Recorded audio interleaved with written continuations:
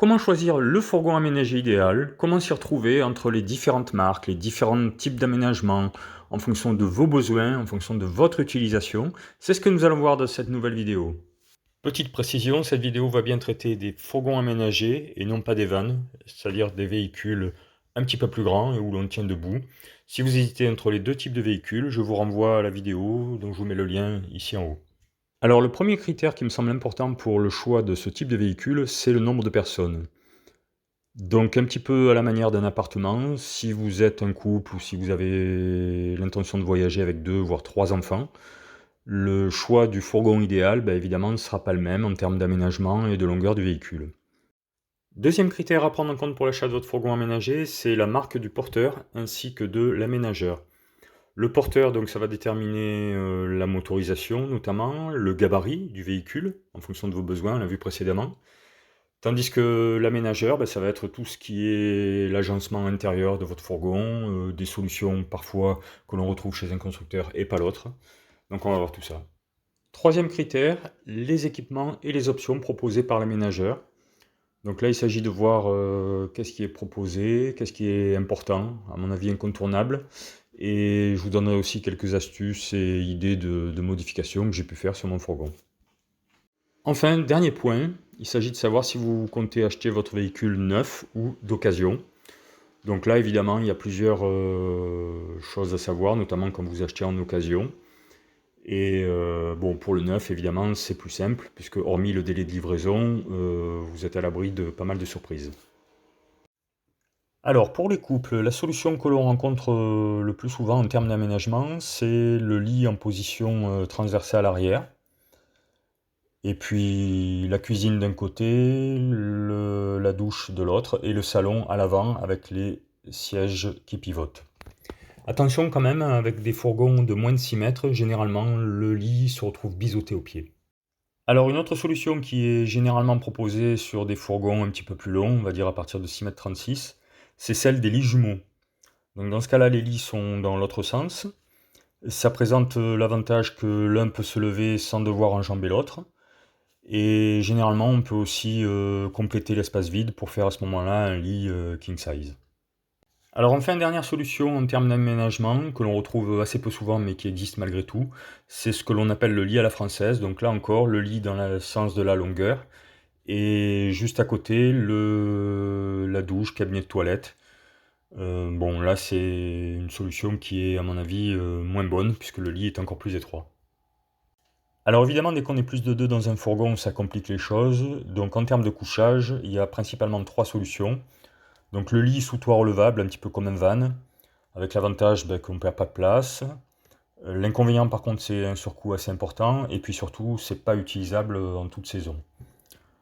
Ensuite, les lits superposés, généralement à l'arrière. Bon, là par contre, pas de souci au niveau utilisation.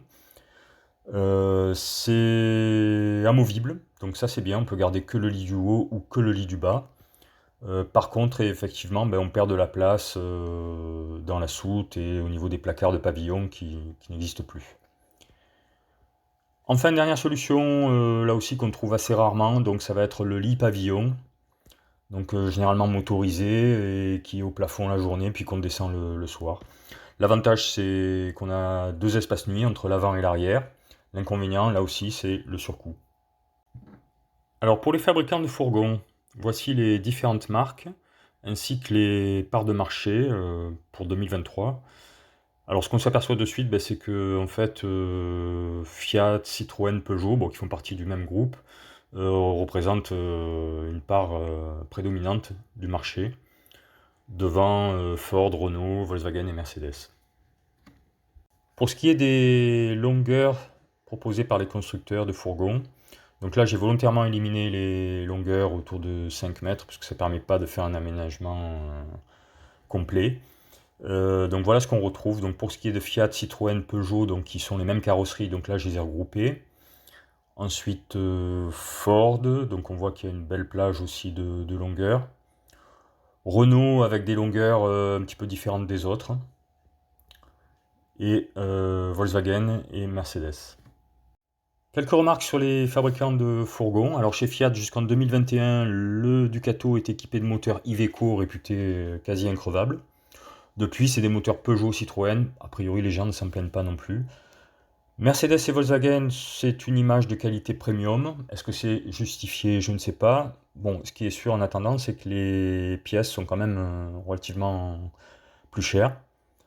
Par contre, ils ont des solutions un peu différentes. Souvent, ce sont des fourgons à propulsion plutôt que traction avant. Ils sont aussi réputés en matière de 4x4. Donc, si vous envisagez un fourgon pour cet usage, ça peut être une bonne solution. Enfin, si vous achetez d'occasion, faites attention au poids total autorisé en charge. Il existe encore des fourgons avec des châssis 3 tonnes 3, donc ils vont moins bien supporter la charge. Et enfin, donc si vous achetez un fourgon qui date de 2019 ou plus, vous aurez un réservoir d'AdBlue en plus du diesel. Donc c'est parfois décrié, ça peut être source de panne. Bon, après, si le fourgon est récent, on n'a pas le choix. En ce qui concerne les aménageurs de fourgons, suite à des fusions et des rachats dans l'industrie, 4 grands groupes se partagent le marché. Le groupe Trigano avec beaucoup de marques assez accessibles en termes de prix, pas forcément moins qualitatives mais qui souvent proposent un petit peu moins d'équipement. Ensuite le groupe Rapido avec des marques assez réputées, tout comme le groupe Pilote. Et enfin l'allemand Immer. Donc là encore, à vous de voir si les équipements proposés vous sont utiles ou dans le cas contraire, plutôt partir sur une marque avec un modèle un peu moins équipé que vous allez compléter avec ce qui vous manque. Au niveau des équipements et options à privilégier, je vous recommande tout d'abord la caméra de recul, très utile pour les manœuvres. Le porte-vélo pour pouvoir emmener vos vélos, balader sur de courtes distances sans devoir déplacer votre fourgon. Assurez-vous à ce propos que si vous avez des vélos assistance électrique, le porte-vélo est suffisamment solide. Le store pour pouvoir profiter pleinement de l'extérieur. Et je mettrai aussi le chauffage sur carburant diesel, très pratique à l'usage, qui évite d'utiliser le gaz. Parmi les points qui sont moins importants mais qui apportent quand même un plus au niveau confort, je mettrai la télévision, même si on a tous plus ou moins des ordinateurs portables, c'est toujours agréable. Le fait d'avoir un grand réfrigérateur, bon là aussi c'est une question d'appréciation, mais je trouve que c'est plus pratique d'avoir un grand réfrigérateur plutôt qu'un petit qui souvent est en position basse en plus. Je mettrai aussi la douche sans rideau. Bon, ça c'est pas le cas de mon fourgon, mais les fourgons plus récents disposent soit de parois rigides, soit de cloisons qui pivotent, et c'est toujours mieux qu'un rideau qui a tendance à coller à la peau. Voilà, vous avez trouvé votre fourgon, vous l'avez acheté, vient maintenant le temps d'apporter des modifications. Alors voilà ce que je vous conseille. D'abord, protégez les sièges. En général, les sièges sont souvent en simili-cuir et en tissu, assez sensibles aux taches et on a tendance aussi à transpirer. Donc je vous conseille de fabriquer des petites housses à partir d'un plaid, c'est pas très compliqué, quelques points de couture, un élastique, et ça protège assez bien. Ensuite, placez un rideau entre la cabine et l'habitacle. Là aussi, je trouve que souvent c'est pas d'origine et c'est pratique quand vous voulez garer quelque part et laisser quelques affaires sur la banquette arrière à l'abri des regards. Un problème aussi souvent quand on est en fourgon, c'est la possibilité de pouvoir étendre alors un t-shirt, un torchon humide ou quoi que ce soit. Donc là aussi, nous on a mis une cordelette à l'avant en cabine et une barre extensible à l'arrière. Un détail tout bête, mais la poubelle. Bon, on a rarement une poubelle dans les fourgons, donc c'est toujours pratique d'avoir un crochet pour pouvoir y accrocher un sachet plastique ou papier. Enfin voilà, pensez à bien récupérer la place perdue. Moi par exemple, comme vous voyez là dans la penderie, elle était un petit peu haute. Je l'ai baissée et ça m'a permis de faire une petite étagère pour pouvoir mettre un peu de la nourriture. Ensuite, les indispensables à emmener lorsque vous partez. Alors moi je dirais la raclette à vitre. Simplement parce que quand vous dormez dans le fourgon, selon la température extérieure, vous risquez d'avoir pas mal de condensation sur les vitres le matin. Et donc une raclette et un chiffon, bah, c'est pratique, ça vous permet de suite de nettoyer vos vitres. La batterie portable, alors là aussi, bon, le fourgon généralement il est bien équipé en port USB, mais on est vite à court, que que ce soit avec les téléphones, les appareils photo, éventuellement les drones. Un dernier point qui n'est pas essentiel, mais qui apporte aussi du confort, c'est le convertisseur 220 volts. Donc là, l'idée, c'est de pouvoir refaire du 220 volts n'importe où, quand vous n'êtes pas connecté sur le secteur, à partir de 12 volts. C'est pas très cher, ça vaut une cinquantaine d'euros. Moi, le mien, je l'ai fixé sous la table. Je m'en sers assez peu, mais quand j'en ai besoin, je suis content de l'avoir. Dernier critère et pas des moindres pour trouver votre fourgon idéal, il s'agit de savoir si vous allez acheter neuf ou d'occasion. Alors en neuf, il faut savoir que les tarifs depuis le Covid se sont un petit peu envolés. Donc un fourgon neuf, c'est toujours entre 55 60 000, voire plus selon les marques. L'achat se passe généralement chez un concessionnaire ou éventuellement sur un salon de véhicules de loisirs. Petite astuce au passage, je vous recommande d'éviter d'acheter au printemps, là où tout le monde veut un fourgon pour les vacances. Préférez plutôt à partir de l'automne, où là vous aurez plus de possibilités pour négocier le prix. Les commerciaux généralement veulent écouler les modèles de l'année et réaliser leurs chiffres.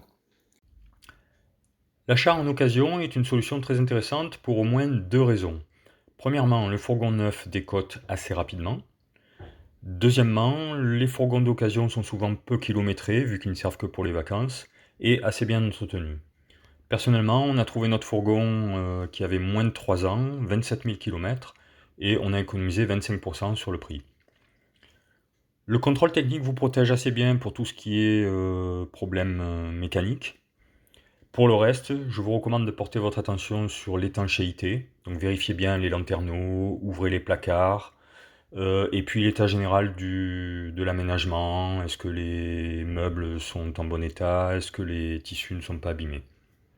Voilà, la vidéo est terminée. J'espère qu'elle vous aura été utile, qu'elle vous aura apporté suffisamment d'informations pour vous aider à choisir le fourgon idéal. Si c'est le cas, n'hésitez pas à mettre un pouce bleu.